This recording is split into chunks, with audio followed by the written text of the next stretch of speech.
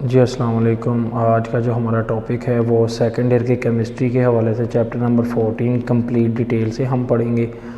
और chapter number जो 14 macro molecule है, और इसका स्टार्ट में बिल्कुल इंट्रोडक्शन छोटी सी बात है कि ये मैक्रो मालिक्यूल का जो हाइपोथेसिस जो इसके बारे में कहा गया था वो 1920 में बताया था श्रोडिंगर ने।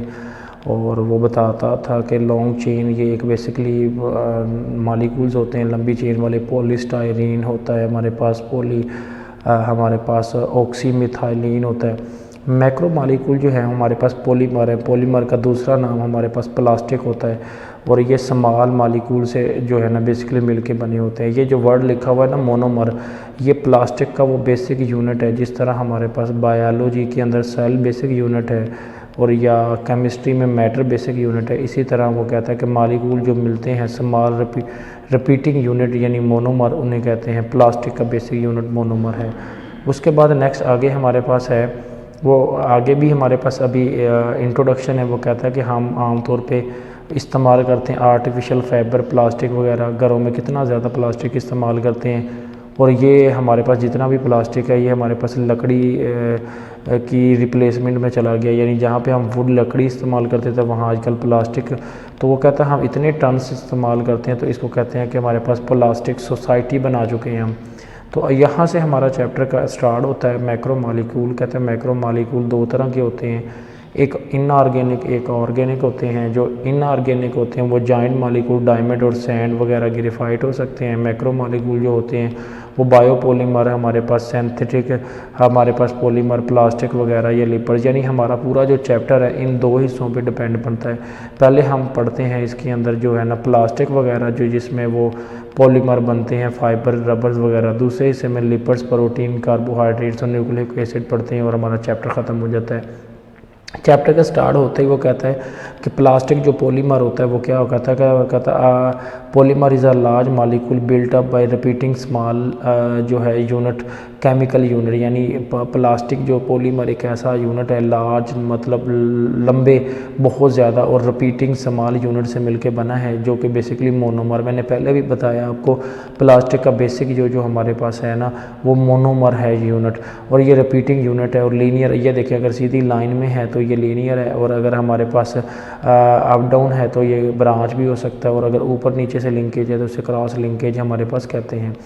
उसके अलावा हमारे पास नेक्स्ट आगे आ जाता है कि ये जो रिपीटिंग यूनिट होते हैं ये लार्ज नंबर ऑफ मालिक्यूल होते हैं। इनका जो मैस होता है ना, मालिकुलर मैस, प्लास्टिक का जो मैस होता है ना वो बहुत ज़्यादा होता है। वो उनको आमतौर पे हम DP 1000 भी कहते हैं। यानी जो भी उसका मालिकुलर मैस होता है, जैसे पानी का वाटर का 18 होता है, इसी तरह इस फार्मूले का जो है 63.5 है, उसको 1000 से मल्टीप्लाई करेंगे तो फिर हमारे पास उसका टोटल मैस आ जाएगा डिग्री ऑफ पॉलीमराइजेशन। यानी किसी भी जो हमारा प्लास्टिक उसमें कितने डिग्रीज मोनोमर्स लगे हैं।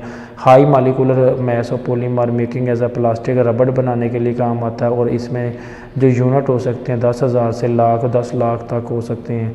और इसके बाद वो हमारे पास नेक्स्ट कहता है कि जो टाइप है पॉलीमर की वो दो तरह की है, एक होमो पॉलीमर एक को पॉलीमर। अगर तो ऐसा प्लास्टिक ऐसा देखें, जो प्लास्टिक है ना वो पॉलीमराइजेशन से बनता है। किससे? पॉलीमराइजेशन। यानी होमो पॉलीमर ऐसा प्लास्टिक है, ऐसा पॉलीमर है जो बनता है एक मोनोमर से। देखें मोनोमर मैंने आपको क्या बताया कि प्लास्टिक बनाने का बेसिक यूनिट, और ये बनता किससे है? पॉलीमराइजेशन। पॉलीमराइजेशन की डेफिनेशन क्या है? स्मॉल मालिक्यूल जब आपस में मिलके बड़े मालिक्यूल बनाते हैं, जैसे छोटी छोटी लकड़ियाँ मिलके जो बड़ी सी अलमारी बना देती है, सेम ऐसे ही कि होमो पॉलीमर कहते हैं कि पॉलीमराइजेशन यानी मोनोमर मालिक्यूल मिलके अगर एक ही, ये देखो एक पूरा एक कंपाउंड है विनाइल एसीटेट, तो ये आपस में विनाइल एसीटेट के 3-4 कंपाउंड मिले हुए इसे कहते हैं होमोपॉलीमर। कोपॉलीमर क्या होते हैं?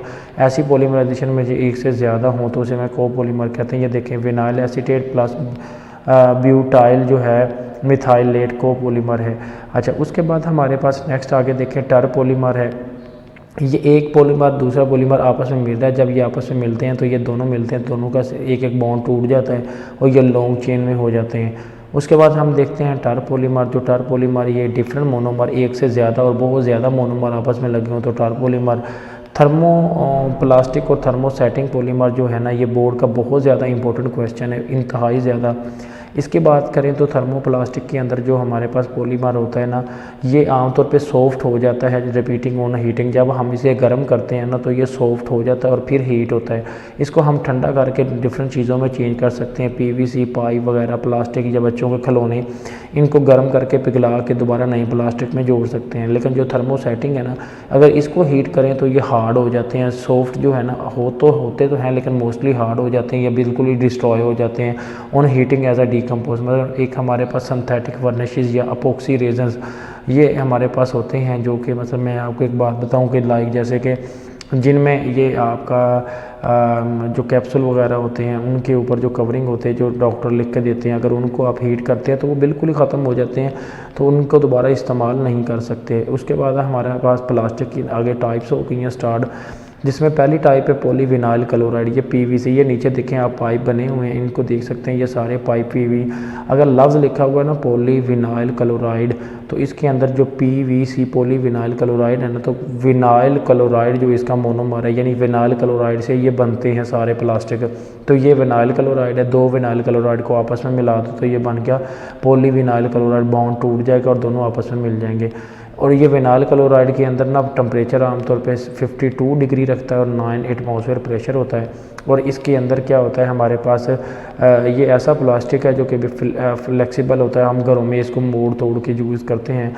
ये फ्लोर के कवर वाले प्लास्टिक में भी इस्तेमाल होता है, पाइप और उन ग्राम फोन रिकॉर्डर में भी जो टेलीफोन की तारें होती हैं।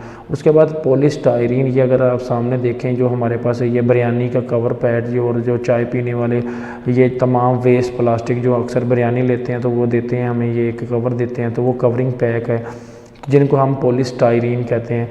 ये हमारे पास एडिशन पॉलीमराइजेशन, यानी एडिशन का मतलब दो से मिलके बनते हैं। ये स्टायरीन का मोनोमर है, देखिए इसके नाम में ही लिखा हुआ है पॉलीस्टायरीन, तो स्टायरीन इसका मोनोमर है। अब क्या कहता है कि ये एक एडिशन पॉलीमराइजेशन है, मतलब ऐड होती है, और इसके अंदर क्या कहते हैं पॉलीमराइजेशन, सारे के सारे प्लास्टिक पॉलीमराइजेशन से बनते हैं और ये बनता है इन the presence of catalyst polystyrene. Polystyrene है तो कैटलिस्ट का नाम ही पॉलीस्टायरीन है। और ये फूड कंटेनर देखें, उनके अंदर पैकिंग टॉय वगैरह इनके अंदर क्या करते हैं इस्तेमाल करते हैं। पॉलीविनाइल एसीटेट पीवीए जो होता है ये हमारे पास सामने देखें ग्लू टाइप मटेरियल होता है जो कि नॉन टॉक्सिक होता है, कलरलेस होता है, लेकिन इसके अंदर grading different number degree of polymerization से ये बनता है। इसकी कुछ ऑर्डर होती है, मतलब अगर आप इस ग्लू की अगर स्मेल लेना तो इसमें से थोड़ी सी स्मेल भी आती है, तो मतलब इसको ऑर्डर भी होता है। उसके बाद अगर हम देखें तो ये एडेसिव मटेरियल को बाइंडर जो है ना एज अ एमल्शन पेंट के तौर पे भी इस्तेमाल होता है।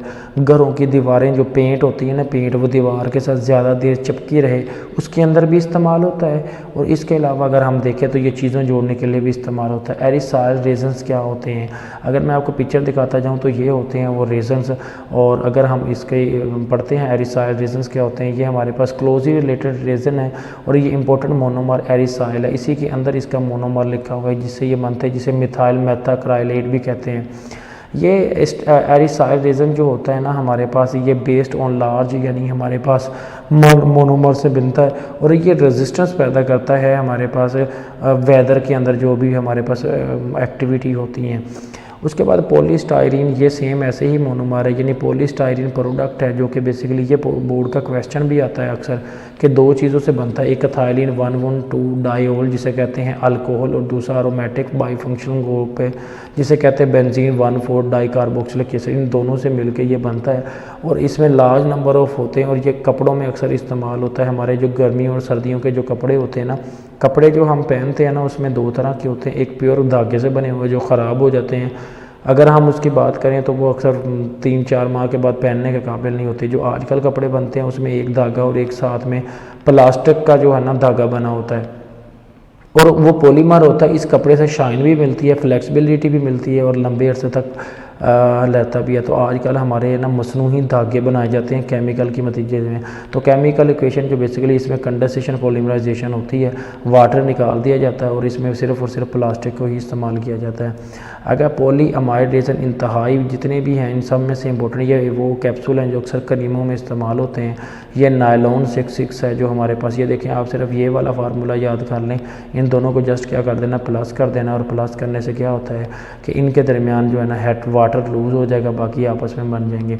अगर ये देखें रेज़न जो बनते हैं ना हमारे पास पॉलीअमाइड रेज़न, तो इसका मोनोमर भी अमाइड होता है हमारे पास, और ये इसमें नायलॉन होता है हमारे पास। The word nylon is accept by the हमारे पास generic name of the synthetic polyamide. अच्छा, ये नायलॉन 6 इस यहाँ से शार्ट क्वेश्चन स्टार्ट हो रहा है कि नायलॉन 6 एक ऐसा इंपॉर्टेंट पॉलीमर है जो ऑब्टेन होता है बाय एडबिक। एडबिक एसिड, दो नाम याद रखने, एक नाम याद रखना एडबिक एसिड जो मतलब होता है हेक्साडाइओनिक एसिड, दूसरा नाम है हेक्सामिथाइलिन डाइअमाइन। तो दो नाम, एक क्या एडबिक क्या है हमारे पास एसिड, दूसरा क्या है हमारे पास हेक्सामिथाइलिन डाइअमाइन। इन दोनों से नायलॉन 6 बनता है, जो ये भी फाइबर या धागा बनाने के काम आता है, और धागे के अंदर जो प्लास्टिक का धागा है उसके अंदर इलास्टिसिटी और टफनेस और ठीक है एब्रिएशंस या रेजिस्टेंस पैदा करता है कि धागा टूटे ना। एपॉक्सी रेज़न होते हैं, इनको पेंट वगैरह बनाने के काम भी आते हैं, और ये पॉली ईथर्स होते हैं, और ये हमारे पास आमतौर पे start material in the presence of epoxy resin में बनते हैं। ये इसका एपॉक्सी रेज़न का फार्मूला है। आमतौर पे इसको ये टफनेस फ्लेक्सिबिलिटी काम करते हैं। मैं अगर आपको बताऊं तो ये अक्सर जो आप लोगों ने देखा होगा कि जितने भी हमारे पास हैं ना तमाम जो ब्रांड हैं उन पे स्टैचूज़ पड़े होते हैं, तो वो भी इसी से ही बनते हैं। अगला पोर्शन हमारे पास जो है बायोपॉलीमर, ये हम वीडियो पार्ट नंबर 2 में देखेंगे। तो एक पोर्शन 14 चैप्टर का पार्ट 1 ख़त्म हो गया।